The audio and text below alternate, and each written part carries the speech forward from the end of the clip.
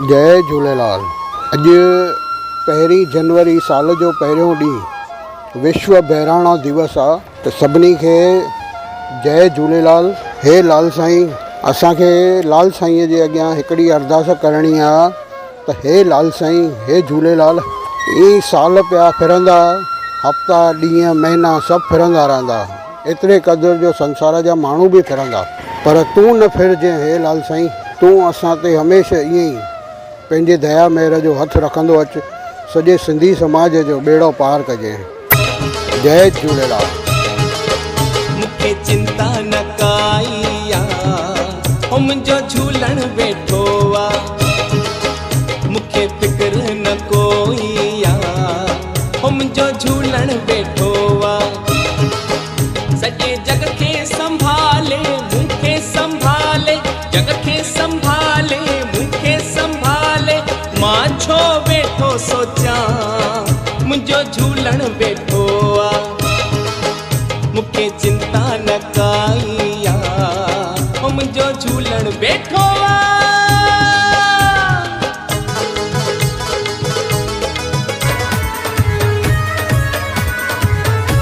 जपिया थो मां जपी थो तूं, इहो नालो मिठो आहे। जपिया थो मां जपी थो तूं, इहो नालो मिठो आहे।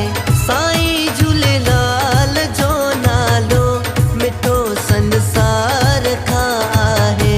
सचे झूलेलाल जो नालो मिठो संसार खां आहे।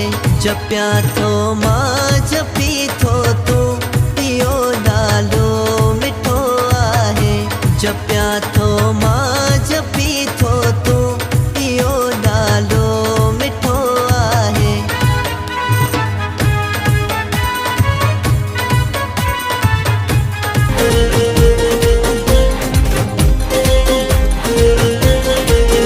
जेको झूलण जो दीवानो उहा नची त ॾेखारे।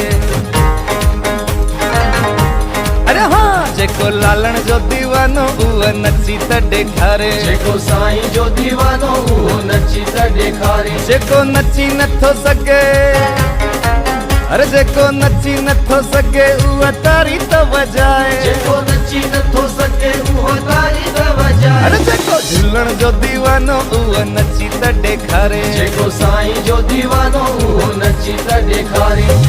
इन्हीअ नाले में शक्ति आ, इन्हीअ नाले में भक्ति आ। इन्हीअ नाले में शक्ति आ, इन्हीअ नाले में भक्ति आ। मिले पापन खां थी मुक्ति, मिले पापन खां थी मुक्ति, इहो नालो मिठो आहे। जपिया थो मां जपी थो तूं, इहो नालो मिठो आहे। साईं झूलेलाल जो नालो मिठो संसार खां आहे। सचे झूलेलाल जो नालो मिठो संसार खां आहे। जपिया थो मां जपी थो तूं, इहो नालो मिठो आहे। हो इन्हीअ नाले जी महिमा ॿुध, सॼे संसार खां प्यारा। इन्हीअ नाले जी महिमा ॿुध, सॼे संसार खां प्यारा। जपियो जे सारी दुनिया आ, जपियो जे सारी